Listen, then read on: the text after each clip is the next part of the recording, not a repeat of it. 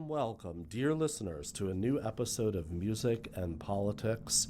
Today, we focus on music as a commodity, on music and recording technology, the political economy of music as a consumable commodity. And you just heard going back to the very origins, the very roots of modern recording. This, in fact, from 1860, the world's oldest recording, at least the oldest known intelligible recording of the human voice, 17 years before Edison invented the phonograph. Parisian inventor Edouard Léon Scott de Martinville made a recording on a phonoautograph, which worked by tracing sound waves onto paper, similar to a seismograph with an earthquake, without yet any mechanism to reproduce, to re-deliver that sound, let alone in a mass-produced consumable form. And in fact, this was, of course, a very short recording. You heard multiple waves of restoration, of increased levels of clarity, and that, in fact, was the singing by a human of indeterminate gender of the French folk song Au clair de la lune. And of course, it would be much later, many decades later, in fact, before music could be an easily obtainable, easily affordable commodity. And of course, we have seen multiple waves. Even anyone, let's say, alive today, younger than 50, has gone through multiple waves of transition from vinyl to cassette to CDs, right, to MP3s. And now we're in a way back full circle, because we're back to music in the cloud, music in the ether, music beyond, in both a pre and a post commodity state.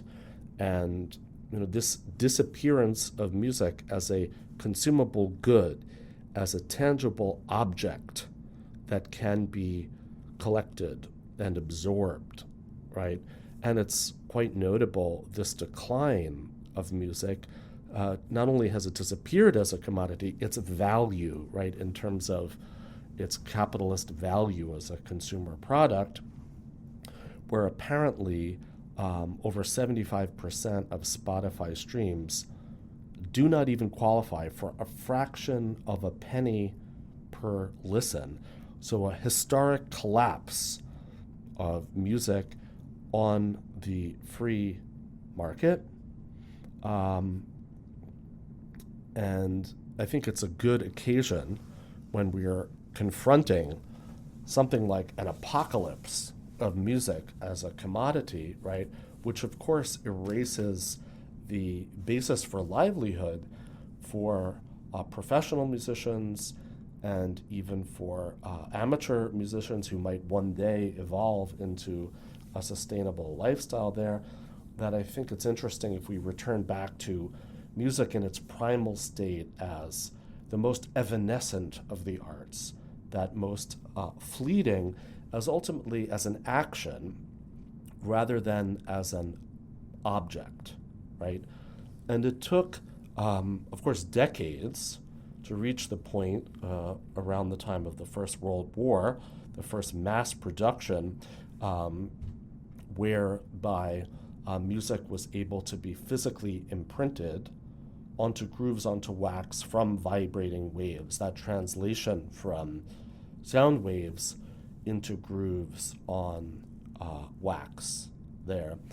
And the consequences of overcoming that barrier were dramatic and epochal because recordings began to overtake performance. And in fact, performances began to be judged by their similarity to pre-existing recordings, right? As we all know, the experience of going to hear a favorite artist live and waiting to hear a performance of a recording and matching it up, right, of how similar it was or not. And of course, that's something where, because of the collapse of the market, now professional musicians and artists need, once again, have brought performance back to a central point of consumption of music, economic basis of music, where essentially touring is the only guaranteed kind of revenue stream. So it really has been quite something to see artists come essentially almost back out of retirement and to mount tours again, because it is once again performance that has overtaken recording as the economic basis for the consumption of music. So today, continuing all of this discussion about the political economy of music as a commodity, that it might be, I think, interesting and thought-provoking to turn back to the earliest widely available phase of music as a consumer product, which was the 1920s, albeit limited to a rather privileged class in society here, right? And music at this form, the first time that music would be recorded onto records that could be purchased in the form of 78 rotations per minute, which approximately held 3.5 minutes per side. So if you can imagine, these records were extremely hefty, bulky, required constant work and attention, so you needed essentially someone assigned to stand guard at the recording module and console. It took work, right? And this was a feature of, right, a privileged bourgeois domestic interior. And we have with us what we're going to present to you, a conversation and listening with a musical archaeologist, a collector, John McFadden, Esquire, who has collected several generations of musical technology, as well as, again, many, many recordings from this earliest, most widely available phase.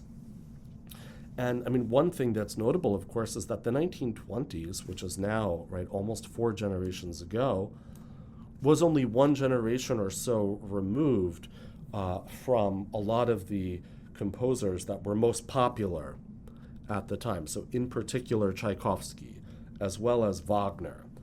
So those musicians recording in the 20s, right, let's say they were in their 40s, 50s or so at that time, it meant that some of them might have even heard Tchaikovsky conduct in person. Bearing in mind that, for instance, he conducted at the opening of Carnegie Hall in 1891. So this unites both kind of technology and historical listening. And the sound that you'll hear on the examples that John McFadden shares with us, right, you can hear that the timbre of winds and brasses and strings, the tuning of the frequency itself changed over time, as well as, in particular, the issue of vibrato, right? Vibrato is a wobble of a pitch.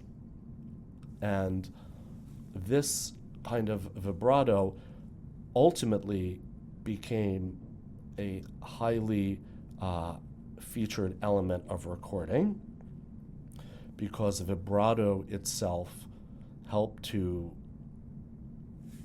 cover over any variations in pitch itself. And one common feature of these very old recordings is that both in singing as well as in particular in string playing, right, that kind of vibration on the note of violins was much, much less present.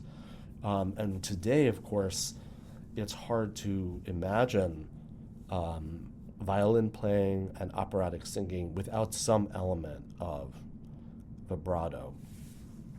And ultimately, it's interesting how our entire sound world is enveloped by our memory of recording, right? To the point that some hypothesize that we even filter out sounds that doesn't match our memory of recording.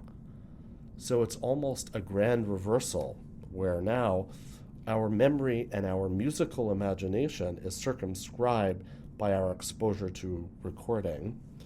And it's an interesting point as we encounter a new phase where it really appears that the very economic basis of music making is at stake, that on the other hand, we're now entering a phase where music has re-entered the world of the cloud.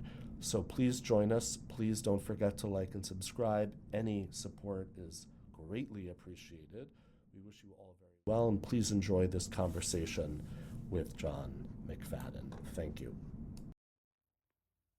Okay, we're pleased and honored to have John McFadden with us, audiophile collector, really almost an archaeologist of audio technology. And welcome, John. Maybe you could begin by sharing some of the oldest things in your collection, what the differences are with today's digital world. Well, the big, of course, Edison invented the phonograph, so there's a lot of recordings done by the acoustic method. But the real, the point where recording became serious was when electrical recording was developed, which was in the early 1920s. And there were a few large orchestral recordings made acoustically, but nobody could take them seriously. It was like night and day from the beginning. Now, not everybody had good equipment, so they didn't necessarily get the full benefit of them until really, maybe the late 1930s, 40s, and then the equipment got pretty good. But actually, it wasn't really until the high fidelity era came along that the equipment was state of the art, anything that we would find acceptable. And what's one of the biggest differences for our general audience between all of the old formats, all of the analog formats versus today's MP3 digital world? Yeah, well, the format, the analog formats originally were just disc records, and the radio, but that you couldn't save anything. The disc record was the only way to save anything, and there wasn't anything analogous to tape recording or anything like that in the early days. So the disc recording was the only thing that there was. And the way that worked was the recording companies like CBS or RCA would make a master disc, which would then be used to press sometimes up to millions of copies. And the copies were not quite as good as the original, but the really good copies were pretty good. And the electronic disc recording, the first discs were acoustic. And, there's some interesting stuff on there, old artists and old vaudeville artists and everything like that, but there's no really serious music on acoustic. There are a couple of German companies that recorded the Berlin Philharmonic and stuff, but they're not really listenable by today's audience. And what era is that from? What, the 20s? Well, in the 1920s, the fully electronic discs came in the early 1920s. And there weren't that many companies doing it, and RCA was the biggest. And they jumped on it right away. and CBS also came in, and then there are a lot of other little companies. But the main thing about those little companies was that they weren't really able to pay major artists. So most of them were they're really not that interesting, as recordings. So most everything that's interesting is either CBS or RCA. Maybe you could walk us through one of the older items in your collection. Here's my. I don't have much of a collection of singles, and I don't have much of a collection of pop music, which is why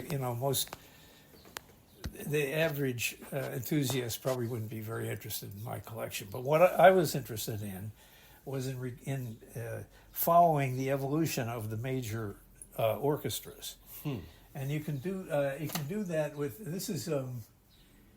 Let's see where. Oh yeah, this is the. These are the RCA recordings of the Philadelphia Orchestra, going from the very first one here, which is the. They're really in like manila envelopes. Yeah, they're almost like binded like books. Yeah, the Victrola. Oh, this is the Symphony Number 5. That actually isn't the earliest of their, but obviously that was an early landmark, was to record Beethoven's Fifth. So that was important. And that's on multiple discs. It's not. Oh yeah, that's another thing that makes them awkward. I mean, it takes 5 discs to record a whole full symphony, maybe sometimes 4. Because what was the format and what were the limitations? You could only get, at 78 RPM, you could only get maybe 2 minutes a side. Wow. And now, you would obviously think, well, why not just slow it down so you can get more? But that destroys the sound quality.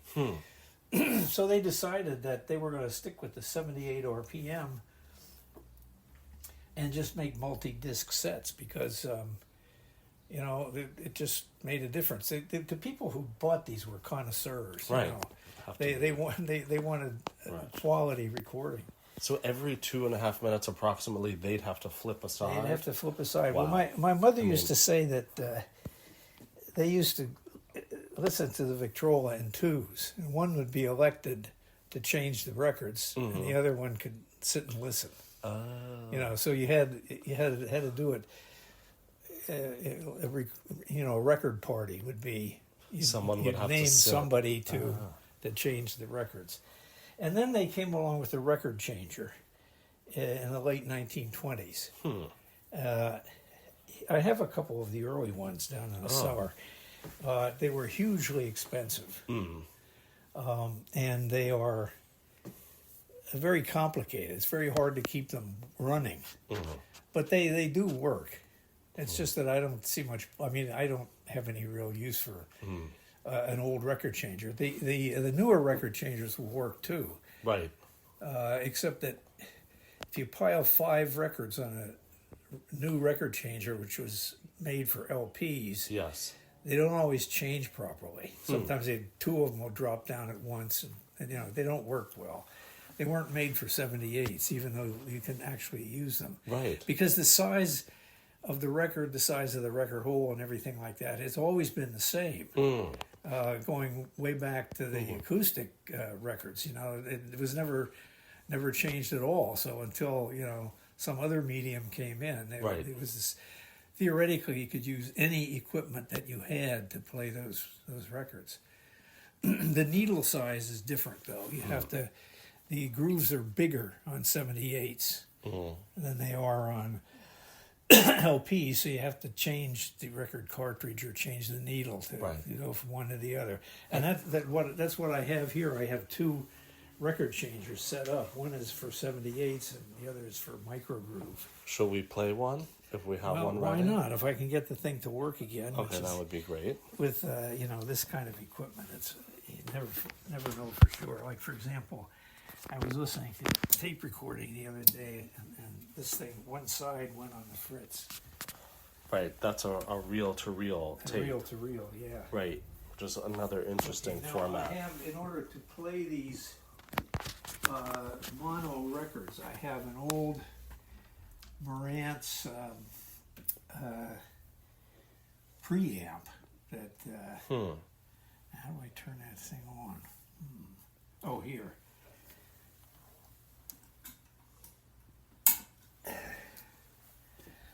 And then this is the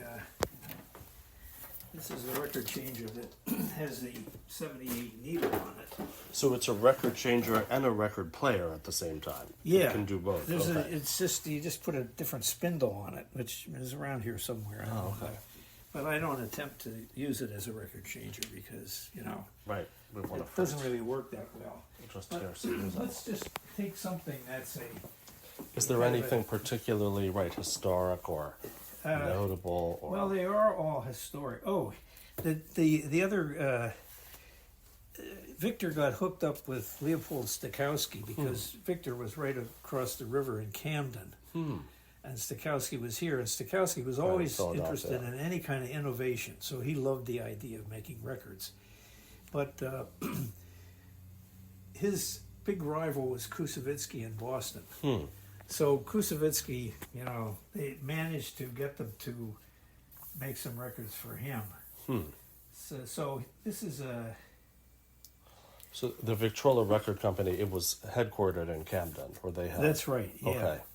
And the thing about the records they made up in Boston, they started doing it later, so the equipment was a later design. So in some ways, these records sound better.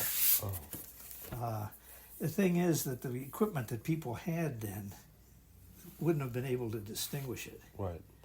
It's a much heavier and thicker plastic than the modern Yeah, LPs. it's actually or shellac. it's shellac is what it is. Yeah, Right. it's a solid shellac, and it's very brittle, and it is very easy to destroy them. Needless to say. So here we're having a listen, and this is which piece? This is it the Haydn Surprise, G major, or yeah, this is a surprise. okay, Haydn Surprise Symphony, a Victor musical masterpiece from the 1920s. Yeah, Is it fair to say? this is circa 1923, 1925.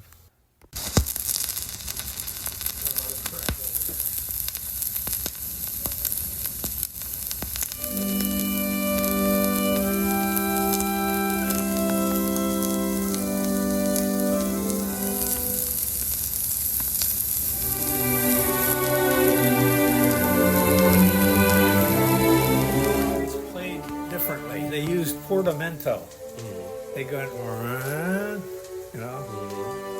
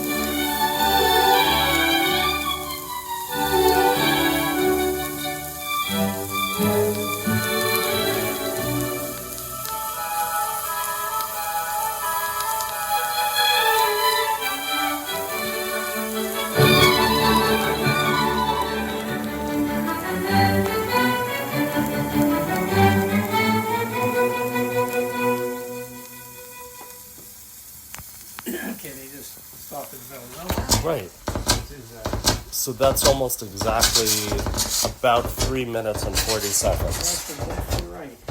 Wow. It's about 3 minutes aside.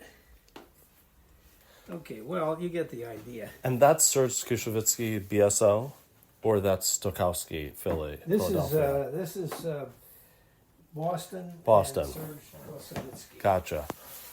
And what would you say is missing? Like, what do we lose? What can we hear with these old 78s from 100 years ago rather than the MP3s in our iPhones Well, today? one thing you hear is the way they played music in those days, which was different. And, you have to figure it's closer to the era of the original composers. So, figure better authenticity. I don't know, whatever you want to say. Yes. But there's a lot of... Now, this was not the greatest orchestra or the greatest conductor at the time. It was Stokowski. Was acknowledged to be the best. So I have most of his recordings. You want to listen to... That would be great. Maybe you could explain this whole issue with the pinpointing of a start with analog that is lost, that the digitization actually erases when music actually begins and ends. Well, yeah, the thing is that this... I don't know if 1920s recordings are the best way to illustrate the benefits of analog. But the fact is that the grooves here are exactly the grooves, the vibrations that were created by the actual original orchestra. And that's what makes it, an analog recording. It's the grooves are an exact analog of the music the web waveform. Waveform, right. Yeah, so that is destroyed in digital recording. Digital recording, you take the whole thing apart and turn it into a mathematical algorithm and put it back together again.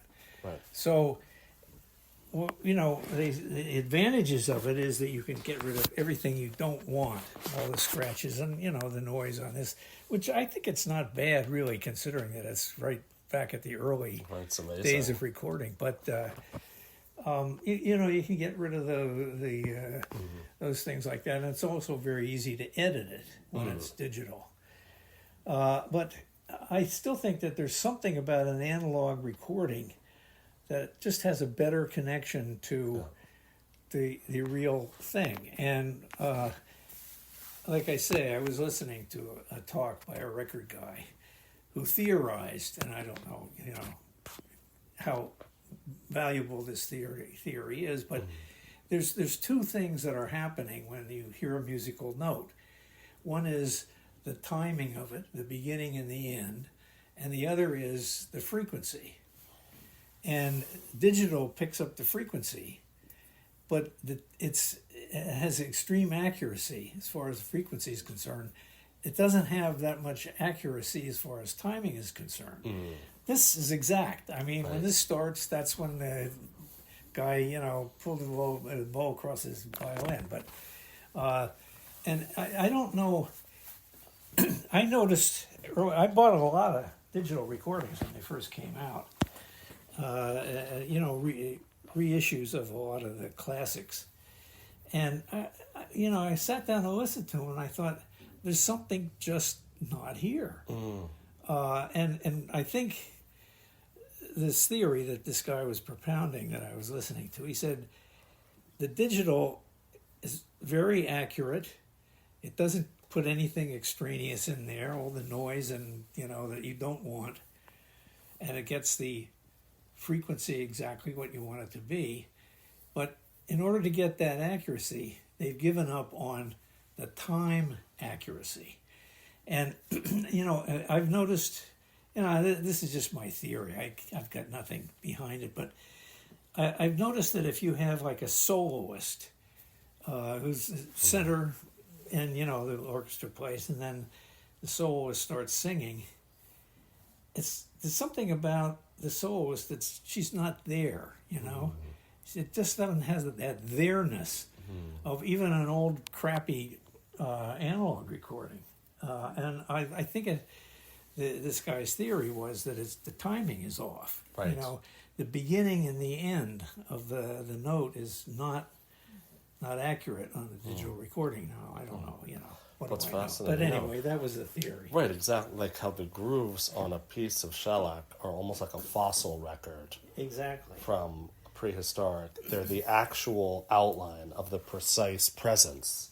It's not a spectral presence of digital. Shall we have a next listening? Okay, where do we want to opportunity go and here? Well, how about Stokowski? Great. One of the earliest recordings, Nutcracker Suite, Stokowski.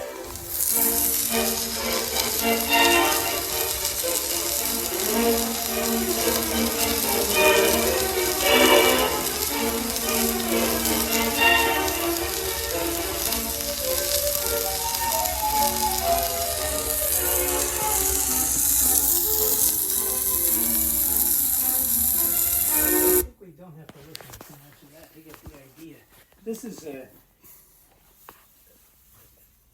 This is a recording number M3. This means it's the third electrical recording ever made by Victrola. So it's one of the oldest it's- ever. Yeah, it's very old. Definitely from the 20s, maybe the early 20s. Yeah, I would say early 20s now. Yes. A better, This let's see. musical masterpiece series Yeah, that's what they call on it. Victor. Now, that's Boston. I Let's was go to- what else Tchaikovsky. From Stokowski here.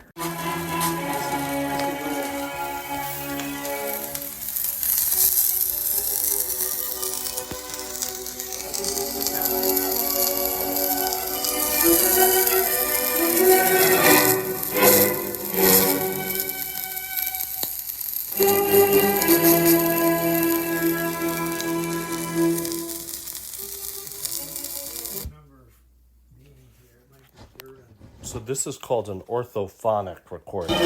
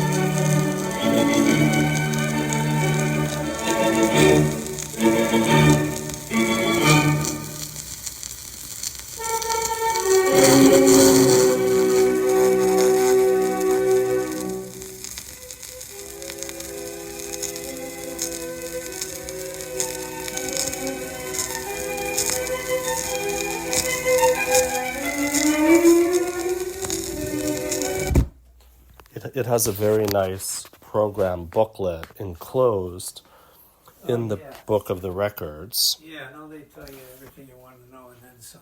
And it says, right, 1927. Yeah. This. That's probably about right.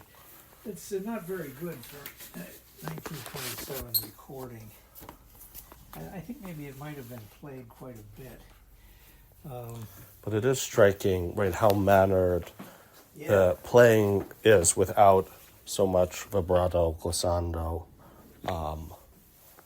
We're very All right. precise. Okay, we'll have This another. is the Firebird. Oh, This is great. Stokowski. Okay. This is the kind of music he liked. Yeah, so Stravinsky Firebird Suite. Same era, so late 20s.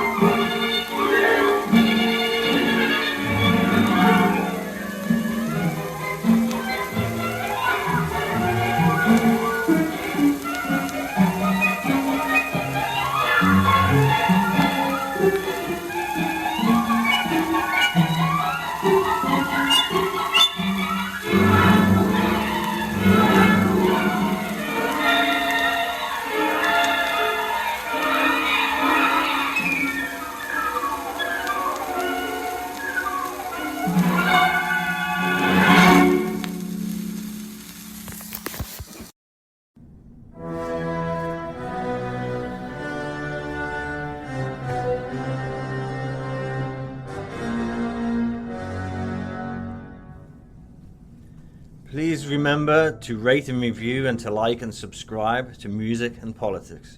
Please send any questions to musicandpoliticspod, that's all one word, at gmail.com. musicandpoliticspod@gmail.com, and do seek us out on Patreon at musicandpoliticspod, again one word, where you can find membership that opens the door to curated reading and listening lists, as well as meetings and consultations with our team.